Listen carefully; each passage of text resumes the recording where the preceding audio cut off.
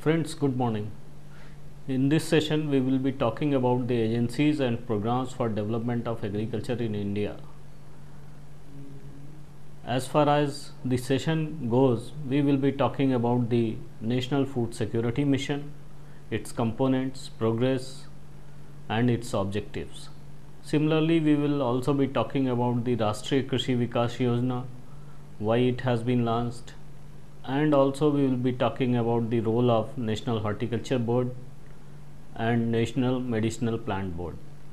We have especially chosen National Horticulture Board and National Medicinal Plant Board because horticultural crops and medicinal crops add to diversification of agriculture and also provide income opportunities to the farmers.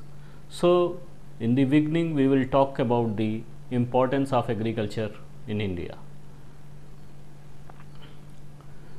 If we analyze the figures of GDP of the country, we find that agriculture still contributes 18% of the GDP. Though there has been decline in contribution to GDP by agriculture, but still 58.4% population is dependent on agriculture. So, any distress is agriculture affects the whole economy. Similarly, the agriculture also contributes 10% of the total exports earning. We can see that due to agriculture, food grains production has reached 233.88 million tons in the year 2008-9. This is around 13.10 million tons more than last year production of food grains. Keeping in view the importance of agriculture, Government of India has launched following programs: National Food Security Mission, Rashtriya Krishi Vikas Yojana, Agriculture Technology Management Agency. National Food Security Mission. Government of India launched a centrally sponsored scheme called National Food Security Mission in the year 2007-8. This mission covers three crops: rice, wheat and pulses, and it has a target to increase the production of rice by 10 million tons, wheat by 8 million tons and pulses by 2 million tons by the end of 11th 5-year plan, that is by 2011-12. Why there is need for food security mission? Food grain production has almost been stagnant over the year, while consumption requirements are increasing. It is estimated that by 2016-17 our population will grow to 130 crores and our food grain requirement will grow to around 250 million tons. So, it is necessary to increase the productivity and production of food grains so that food security of India can be maintained. A study estimates that as of now 80% of the India's population is food insecure. By food insecure we mean that 80% of the India's population do not get their daily calorie requirement.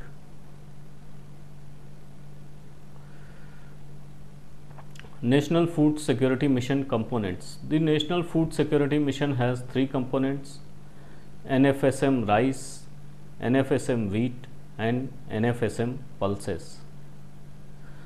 Objective of the National Food Security Mission is to increase the production of rice, wheat and pulses through area expansion and productivity enhancement in a sustainable manner in the identified districts of the country. Here, one thing is to be noticed that this program has not been implemented uniformly all over the country. Districts have been identified on the basis of the area of the crops and also their productivity levels. Second objective is to restore soil fertility and productivity at the individual farm level.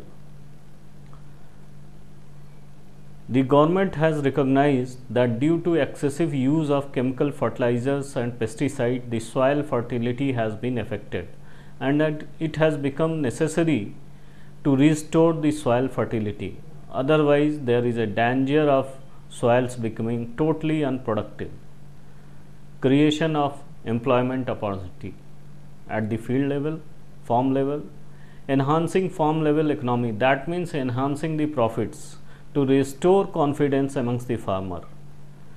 As of now, the farmers are not very keen to pursue the agriculture. A study has found out that if given an opportunity, 40% of the farmers would not like to continue the existing occupation. Area of operation, NFSM rice. This is being implemented in 12 states. The name of states are Andhra Pradesh, Assam, Bihar, Chhattisgarh, Jharkhand, Karnataka, Madhya Pradesh, Maharashtra, Orissa, Tamil Nadu, Uttar Pradesh and West Bengal. The total districts identified under NFSM rice were 133, which have been revised to 136 in the year 2009. Districts from UP, 26 districts have been identified from UP. Some of the districts are Azamgarh, Badaयूं, Bahraich, Bareilly, Unnao, Raebareli and Sultanpur, etc. NFSM wheat, total states are 9: Bihar, Gujarat, Haryana, MP, Punjab, Rajasthan, Uttar Pradesh and West Bengal. Total districts are 138, which have been increased to 141 in the year 2009. From UP, 38 districts have been identified, some of which are Allahabad, Barabanki, Bareilly, Gonda, Raebareli, Sultanpur, Unnao and Varanasi. NFSM pulses, total states are 14: Andhra Pradesh, Bihar, Chhattisgarh, Gujarat, Haryana, Karnataka, MP, Maharashtra, Orissa, Punjab, Rajasthan, Tamil Nadu, UP and West Bengal. Total districts are 168, which have been revised to 171 in the year 2009. From UP, there are 19 districts: Banda, Chandauli, Chitrakoot, Hamirpur, Jalaun, Jhansi, Lalitpur, Mahoba, etc. That means the Bundelkhand region of the UP has been identified for pulses. Criteria for identification of the districts. NFSM rice, the criteria was that the district should have more than 50,000 hectare under rice and the productivity of the district should be less than the state average productivity. Similarly, for NFSM wheat, the criteria was districts with sizable area under wheat, having irrigation facilities to a great extent, because wheat is a rabi crop and in that season generally we don't get monsoon, so irrigation facilities are required for survival of the crop, and productivity is less than national or state average. NFSM pulses, the district selected based on potential for area expansion through intercropping or fallow land. In case of pulses, the government has sought to increase the production through area expansion. Financial outlay, the project is being implemented over a period of 5 years from 2007-8 to 2011-12. As we can see, there has been allocation of 402.27 crores in the year 2007-8, 1316 in the year 2008-9, 944.22 crores in the year 2009-10, then 1056.26 in the year 2010-11 and 1162.97 in the year 2011-12. Total allocation for NFSM in the 11 5-year plan is 4882.48 crore. If we look component wise, rice has been given an allocation of 1722.27 crores, while wheat has been given an allocation of 1920.33 crores and pulses have been given an allocation of 1039.88 crores. So approximately 2000 crores will be spent for increasing the area and production of wheat. Similarly, around 1700 crores will be spent on increasing the production of rice, and 1250 crores on increasing the production of pulses. Strategies. The strategies have also been finalized how they will increase the production and productivity. First is demonstration of improved technology by establishing demonstration farm. It has been decided that demonstration farms will be established in the identified districts so that farmers can see and adopt the improved technology. Next emphasis is on distribution of high yielding varieties, seed and hybrid seeds. Hybrid seeds are particularly important in case of rice crop. We will talk about the hybrid rice later in the session, and also make a comparison between India and China, how hybrid rice has made a difference to the production of rice in China. Then support for micronutrients. As we know, the crops also need micronutrients like boron, etc. So they have made a support for micronutrients. Training of farmers. Unless the farmers are trained, they will not be able to adopt the improved technology. So there is emphasis on training of farmers. Then they have also instituted award for best performing districts. Next strategy is promotion of SRI system. SRI means system of rice intensification. This is a system which can boost the production of rice in the country. Similarly, there is another strategy, adoption of zero tillage cum seed drill for wheat crop. Now we will talk about the hybrid rice.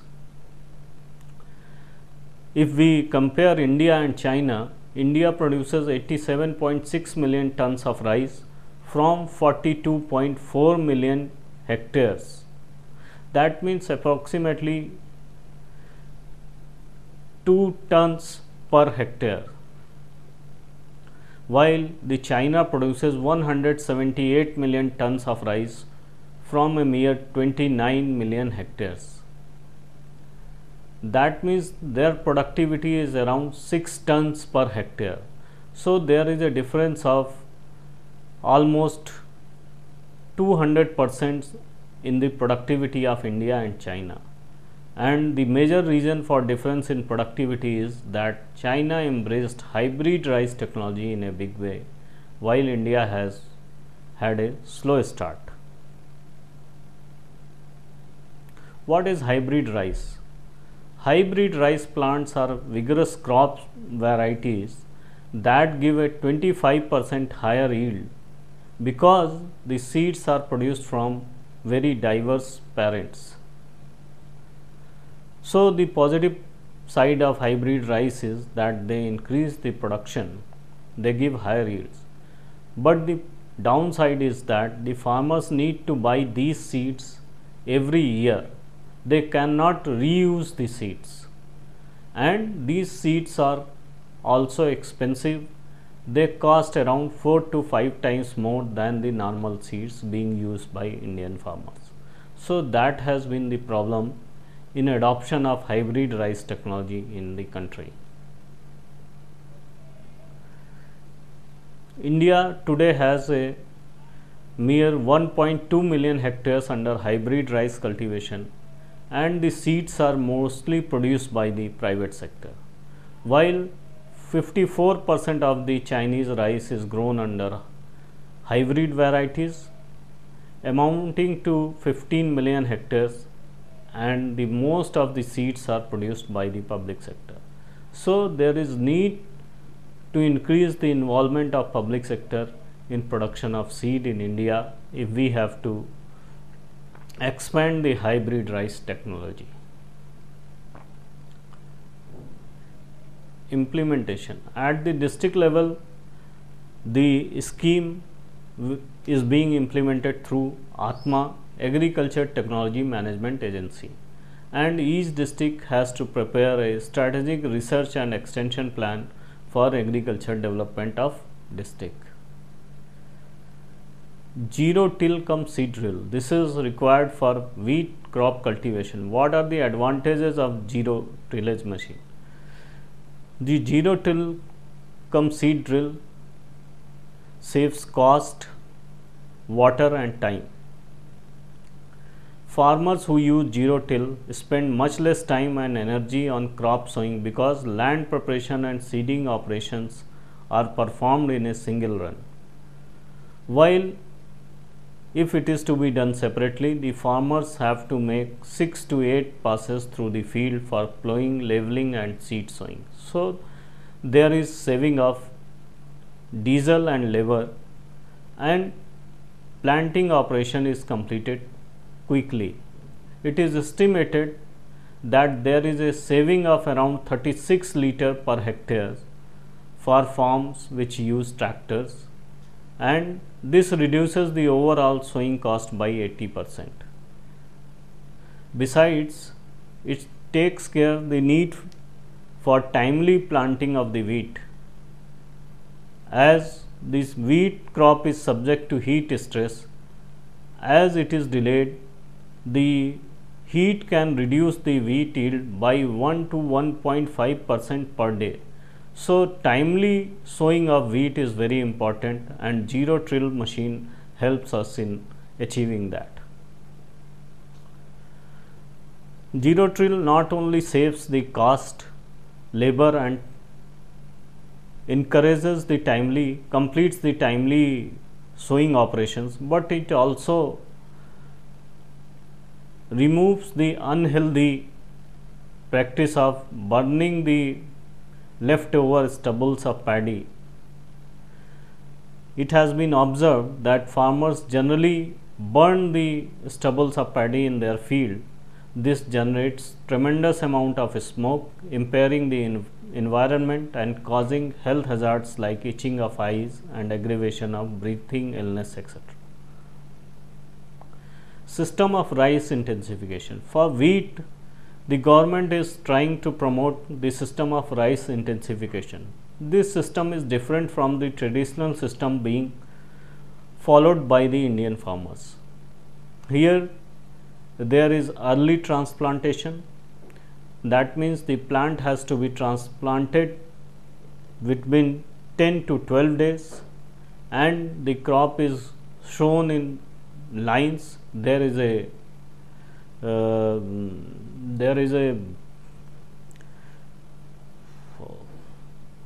one gap is to be maintained 25 centimeter into 25 centimeter. Besides, this system does not require the flood irrigation.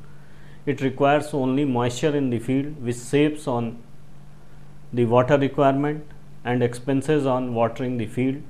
It has been seen that it increases the production by 25 to 100%, and it can reduce cost by 15 to 22%.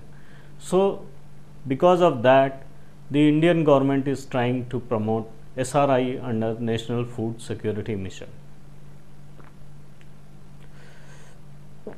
Progress at a glance. Progress for the year 2008-9. If we see NFSM rice, the physical progress was 58% and financial progress was 47%. For NFSM wheat, the physical progress was 77% and financial progress was 84%. For NFSM pulses, physical progress was 64% and financial progress was 70%. That means in the second year of the implementation, still we have not been able to achieve the targets. So, there is need to improve the implementation process. Outcome. What has been the outcome of the program? As per third advance estimate of 2008-9, the production of rice has increased to a level of 99.37 million ton. So, there has been an increase of 2.68 million tons when compared to 2007-8 and 6.02 million tons against 2006-7, the base year against which the comparison is to be made. So we can see there has been a good increase in the case of rice. Similarly, there has been an increase of 2.76 million tons in case of wheat over the last year. But if we compare the production in the 2008-9 with the production of wheat in 2006-7, it is only 1.82 million tons more. So that means there has been some improvement in case of wheat also. But if we look at the case of pulses, there has not been any increase. The production of pulses was recorded at 14.2 million tons during 2006-7, while in 2008-9 the production of pulses is estimated at 14.18 million tons. So there has not been any increase in case of pulses.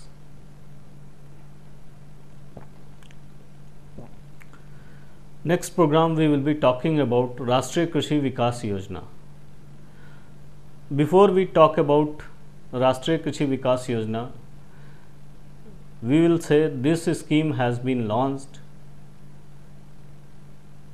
to improve the investment in agriculture by state government. This is different from NFSM because NFSM has concentrated on the role of farmers and implementing agency for productivity enhancements and production enhancement. Here the emphasis has been on increase in state investment in agriculture. The background is that our GDP has been growing at the rate of 8%, and there were expectations that in the 11th 5-year plan we will be able to achieve growth rate of 9%. Though because of global meltdown there has been some slowdown in our economy also, but still it is hoped that we will be able to achieve a growth rate of around 8%, 8.5% in the 11th 5-year plan. But the problem is that our agriculture has not been able to keep pace with GDP growth. The growth rate of agriculture has been hovering around 2%. And the major problem has been identified that state governments are not making increased investment in the field of agriculture and allied sector. So the government of India has decided to launch a new scheme for incentivizing the state governments who will at least maintain their budgetary allocation in percentage terms for agriculture and allied activities. This means suppose in the year 2007-8 state government has made a allocation for agriculture and allied activities at 5%.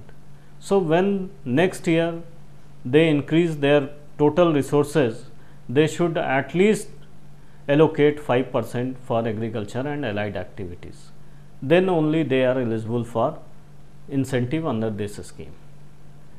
And they should draw a plan for their agriculture sector more comprehensively, taking agroclimatic conditions, natural resources and technology into account. Besides, they should also integrate livestock, poultry and fisheries with agriculture plans.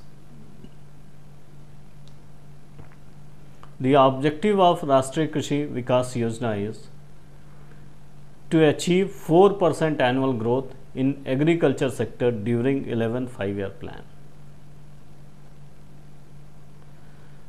The main objectives are to incentivize the states so as to increase public investment in agriculture and allied sector, to provide flexibility and autonomy to states in process of planning and executive agriculture and allied sector schemes. That means there will not be any top-down approach in the planning of agriculture and allied sector schemes. The plan has to come from the district, and these plans should be based on agroclimatic conditions, technology and natural resources. These plans should also suitably reflect the local needs, crops and priorities. Similarly, they should also try to reduce the yield gaps of important crops through focused interventions. To maximize the returns to farmers in agriculture and allied sectors. That means not only they should increase the production and productivity, but farmers should also get more income. So, RKVY is a holistic planning process for the development of agriculture. Implementation mechanism. RKVY seeks to encourage convergence with the schemes like MNREGS, SGSY, BRGF, etc. What does this mean? This means that the plan should work out a vision for the agriculture and allied activities of the district, and they should also see from where these resources can be generated. The emphasis is on to use the funds which can be utilized for development of agriculture and allied activities in different programs. Like if NREGA funds can be utilized for leveling a field, they should be utilized. For digging of wells, they should be utilized. SGSY, there is provision for promoting poultry, dairy and other economic activities, so they should also be utilized. So, there should be a comprehensive plan, and all programs should not act in isolation. There should be a convergence between these plans. Each district should prepare a comprehensive district agriculture plan, which will be called CDAP. This CDAP would present a vision of development and also financial requirements, how this development will be achieved, and sources for financing these plans. After these CDAPs are prepared at the district level, they are to be consolidated into state action plans. These state action plans would be approved by Department of Agriculture and Cooperation and Planning Commission at the central government. These bodies can also suggest the suitable modifications. The districts are also required to prepare a shelf of projects for posing to SLSC under Stream 1. Before we talk about this, I would like to explain that there are two streams in RKVY. One is Stream 1, another is Stream 2. Stream 1 is for sanctioning the projects in key activities which have been identified to take care of unique requirements of the district. For Stream 1, the project approach will be required. By project approach, we mean there will be a baseline data and there will be a timeline for completing the activities and also concurrent monitoring. Stream 2 is for conventional project. These projects will be sanctioned by the Planning Commission, while the project under Stream 1 will be sanctioned by state level sanctioning committee. The committee would be constituted under the chairmanship of Chief Secretary of the state, and it will have a joint secretary level representation from Government of India, Department of Agriculture. Other departments can also represent in this committee, and they will sanction the projects under Stream 1. 75% of the allocation of the DAP would be for Stream 1 and only 25% of the allocation would be for Stream 2. Area of focus, key activities. The activities which can be covered in RKVY are integrated development of major food crops like wheat, paddy, coarse cereal, pulses, oilseeds, etc. Agriculture mechanization, activities relating to soil health enhancement. As we have discussed earlier, the restoring soil health has become very important because of the excessive use of chemicals in our agriculture. Development of rain-fed farming, as we all know that 60% of our agriculture is still dependent on rain, so it is highly desired and desirable that rain-fed farming is developed. Support to state seed farms, as we have seen that majority of seed is supplied by private seed companies, so there is need to support state seed farms so that the farmers can get good quality seeds at reasonable prices. Integrated pest management schemes, managing pests through biopesticides, etc., are also promoted under this. Then another thing which is very important, till now for plans of agriculture, non-farm activities were not given importance, but in this plan they have said that encouraging non-farm activity should be a major focus area. Similarly, strengthening of market infrastructure and marketing development, animal husbandry and fisheries, study tour of farmers, etc.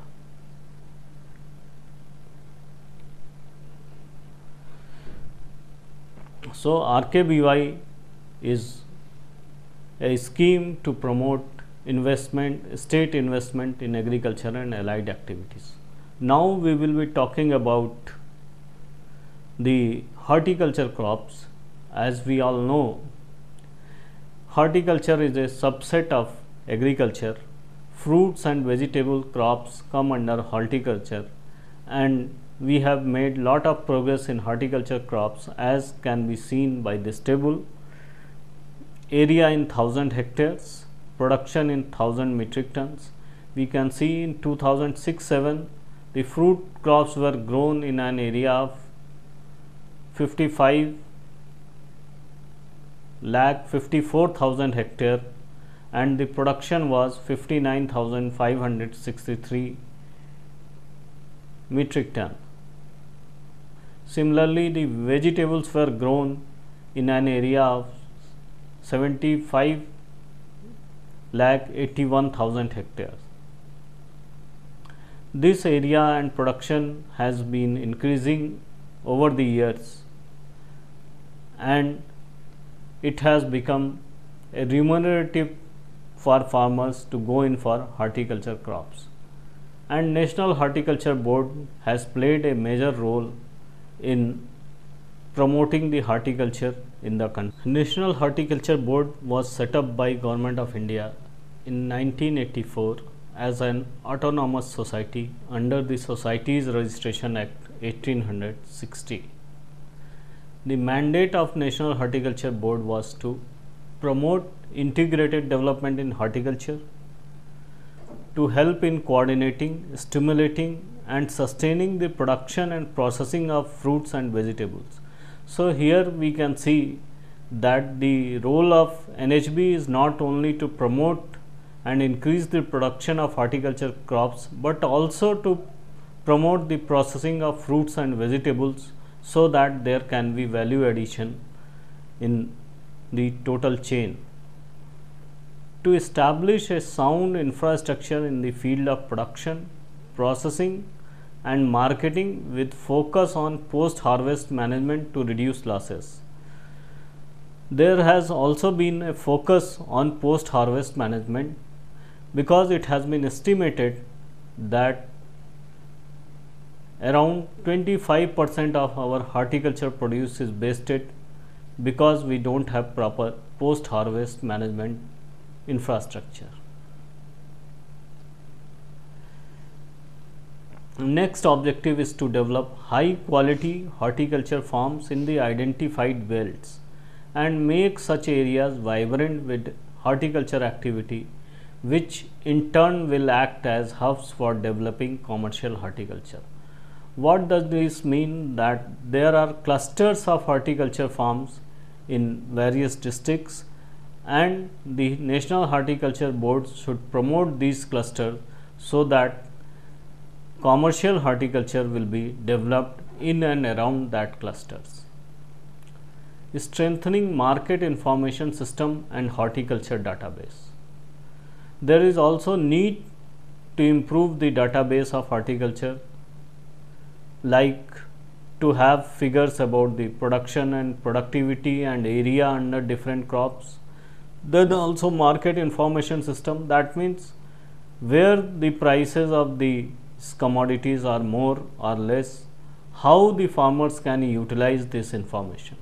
Develop post harvest management structures. So the NHB has also launched cold storage scheme for farmers.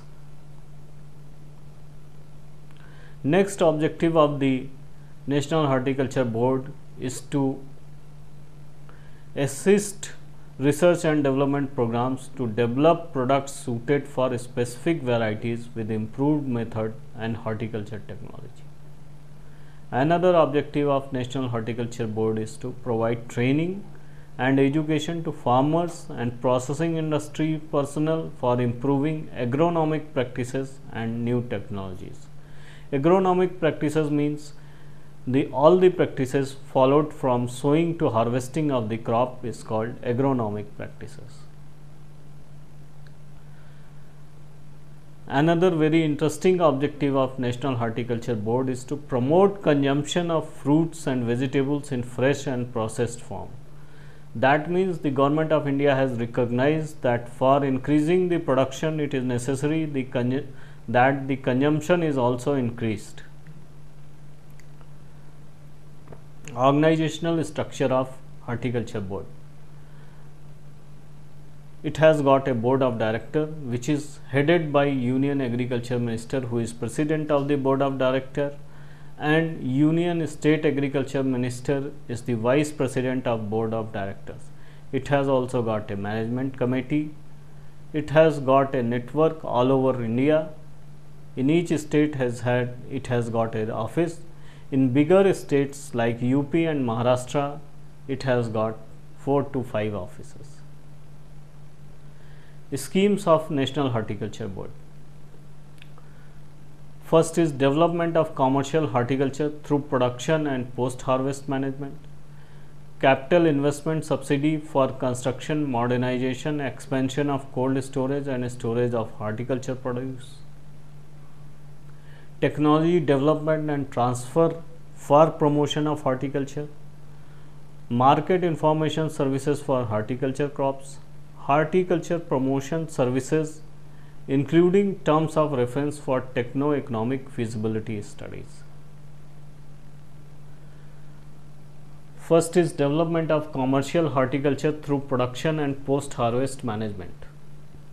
The objective is to develop high-quality horticulture farms in identified belts and make such areas vibrant with horticulture activities, which in turn will act as hubs for developing commercial horticulture by adopting high-tech horticulture techniques.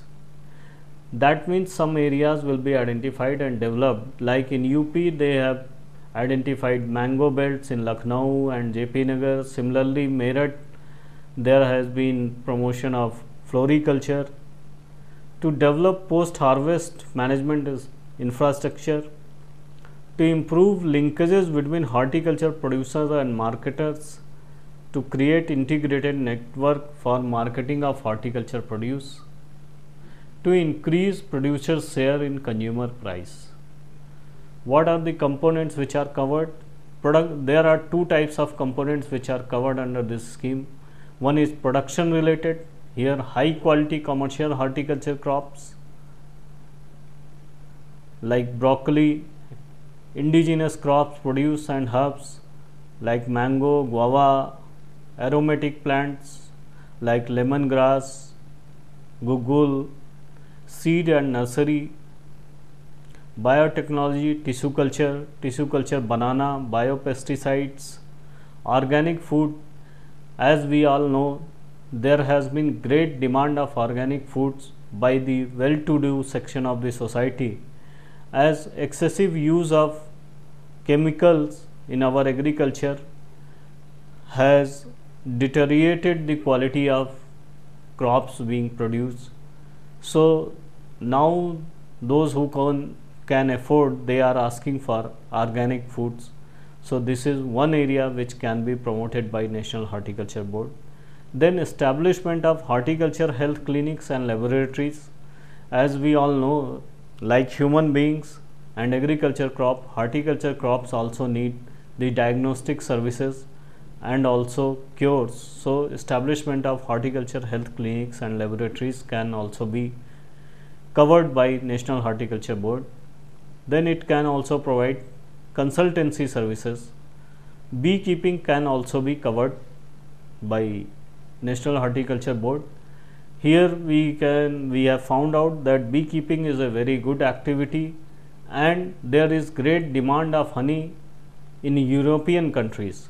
So there is great export potential, and farmers from companies from Rajasthan, Punjab, etc. are engaged in export of honey, and they need raw material. So farmers can also be encouraged to go for beekeeping. Eligible organizations.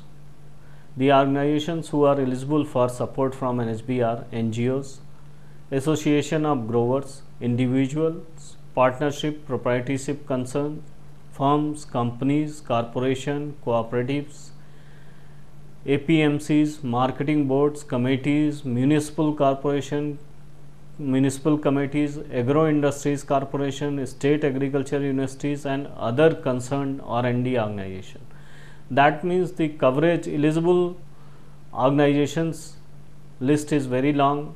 Almost any organization which is engaged in development of horticulture can be covered. Next scheme is for post harvest management or primary processing. It includes grading, packing, washing, waxing, sorting and drying center, pre-cooling unit, cool stores, reefer vans, containers with multi-chamber, multi-product facility, specialized transport vehicle, retail outlets, auction platform, ripening or curing chambers, marketing yards, ropeways, radiation unit, dehydration unit, vapor heat treatment unit, primary processing of products, fermentation, extraction, distillation, juice vending, pulping, dressing, cutting, chopping, etc. Horticulture ancillary industry like tools, equipments, plastics, packing, etc. Mango pack house. You see a picture of mango pack house. As you know, the mango is exported to the European and Arabian countries. Before exporting the mangoes, it is required that they are cooled. So for that purpose, these mango pack house have been created. They are sorted, cooled and then exported. So it is the use of mango pack house. Reefer vans, that is refrigerated vans, they are required for transportation of produce which are destroyed very quickly. Pattern of assistance. Back-ended capital subsidy at the rate not exceeding 20% of the total project cost. Here back-ended capital subsidy means the subsidy will be given after the repayment of the loan, and it will be given only for the capital expenses. That means recurring expenses of the projects are not considered for giving the subsidy. Maximum limit of subsidy is 25 lakhs. For northeastern, tribal and hilly areas, the maximum limit of subsidy is rupees 30 lakhs per project. Term loan component.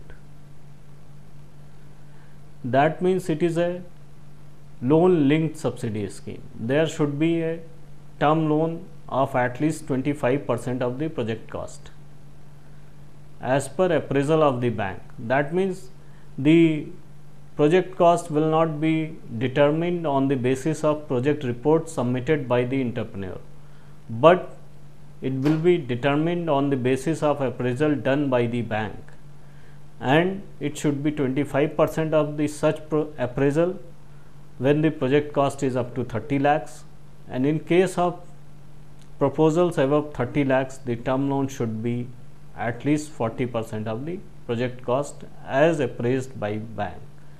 That means the individual, if he even if he has got the money, if he invests from his own money, he is not eligible for the subsidy under the scheme. Submission of proposal. If the project is costing up to 20 lakh, the project has to be submitted to State Office of National Horticulture Board.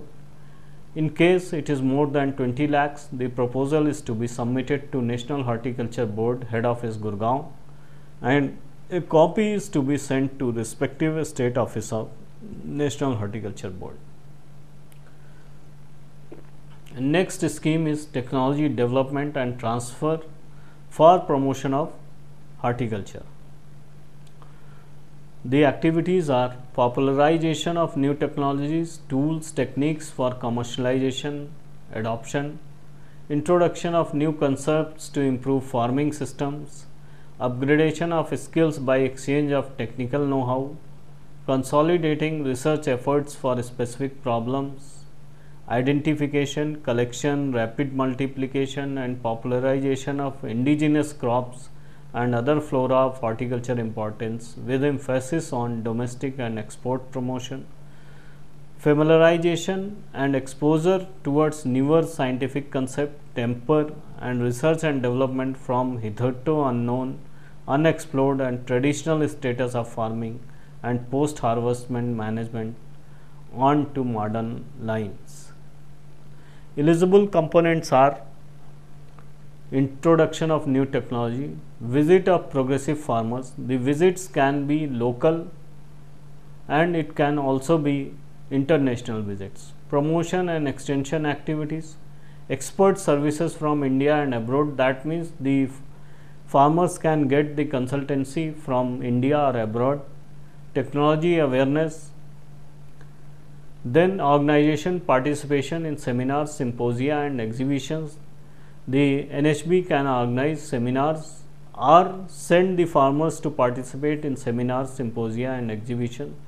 Then there is one competition which will be organized by State Agriculture or Horticulture Department, that is called Udyan Pandit competition, for which National Horticulture Board will give a grant of 1.50 lakhs. Then there can be publicity and films, observation cum study tours abroad, honorarium to scientists for effective transfer of technology. There is also a provision for making payment of honorarium to scientists who help in transfer of technology to farmers. Next is market information system. As we all know, nowadays it has become very important to know about the movement of prices so that the farmers can get the benefit of difference in prices. So the objective of this service is to generate information on wholesale prices, arrivals and trends in various markets of the country for important fruits, vegetables and flowers, to establish a nationwide communication network for speedy collection and dissemination of market information data for its efficient and timely utilization, to develop a sound marketing strategy, especially by making use of statistics generated by various marketing boards, APMC, for optimizing returns to the producers, to analyze the trends of arrivals, prices and other related factors of fruit and vegetable markets all over the country, to collect and disseminate information on international prices prevailing in the potential foreign markets, to establish website and internet connection through efficient channel system for dissemination of national and international data. Manner of implementation. How this market information system is being implemented is that there are 33 market information systems run by NHB. These market information systems collect information and prices and arrivals in their respective markets and communicate it to Central Coordinating Cell of National Horticulture Board at Gurgaon, which compiles and analyzes the prevailing prices and arrival of selected horticulture commodities of commercial importance. All valuable data collected at different NHB centers are published through monthly, weekly and daily bulletin regularly. Online reports are available at NHB is daily price arrival market bulletin, weekly price and arrival report, monthly price and arrival report, annual price and arrival report. Besides these reports, model projects reports are also available online on National Horticulture Board. Budget approval. The Government of India has approved a budget of 632 crores for National Horticulture Board to implement its existing schemes and promote 25,000 integrated commercial horticulture projects in the 11th plan period ending 2012. So, Government of India is determined that commercial horticulture projects are taken up in the country so that our export earning can increase. The crops covered under MIS are mango, apple, citrus, banana, grapes, sapota, pomegranate, papaya, lychee, bear. Vegetables are potato, onion, tomato, cabbage, cauliflower, brinjal, peas, okra, ginger. Okra means ladyfinger, ginger, garlic, bitter gourd, green chilies, etc. Earlier, National Horticulture Board also used to look after medicinal plants, but in view of the increasing importance of medicinal plants in the pharmaceutical industries and also for providing income to the farmers, the Government of India established separate National Medicinal Plant Board, the objective of which is the board would be responsible for coordination of all matters relating to medicinal plants, including drawing up policies and strategies for conservation, proper harvesting, cost-effective cultivation, research and development, processing and marketing of raw material in order to protect, sustain and develop this sector. This work would continue to be carried out by the respective departments, organization, but the board would provide a focus and direction to the activities. That means the departments which were earlier concerned with the export and production of these will continue to work in their respective areas, but board will be a nodal authority. This board, National Medicinal Plant Board, was set up in November 2002, and this board is located in the Department of Ayurveda, Yoga, Naturopathy, Unani, Siddha and Homeopathy, which is called Ayush in the Ministry of Health and Family Welfare. Committees of board, there are 7 committees of board: Standing Finance Committee, Committee on Demand and Supply, Committee on Cultivation of Medicinal Plants including conservation of rare and endangered species, Committee on Export, Import, Research, Patents and Intellectual Property Rights. Activities of board. Basic first activity of board is to assess the demand and supply position relating to medicinal plants both within the country and abroad, because with the assessment only the government can promote the cultivation of medicinal plants. Advise, next objective activity is advise concerned ministries, department, organizations, state and union territory government on policy matters relating to schemes and programs for development of medicinal plants. Next is identification, inventorization and quantification of medicinal plants, promotion of ex situ or in situ cultivation and conservation of medicinal plants. The Government of India has also launched a national mission on medicinal plants in the year 2006-07, and the total outlay is 630 crore. The mission will be implemented by the Department of Ayush during 11 5-year period. The objective is that by 2011-12 an extent of 80,000 to 1 lakh hectares is proposed to be covered under medicinal plants, which will be used as raw material by herbal industry through direct financial assistance for cultivation. That means the mission will be giving the financial assistance to cultivators. The mission interventions are in the form of support cultivation of medicinal plants, establishment of seed centers and nursery for supply of certified planting material. The major problem in case of medicinal plants is availability of good quality planting material. So, the one of the mission intervention is to promote establishment of seed centers and nursery, support the medicinal plant processing and post harvest management including marketing.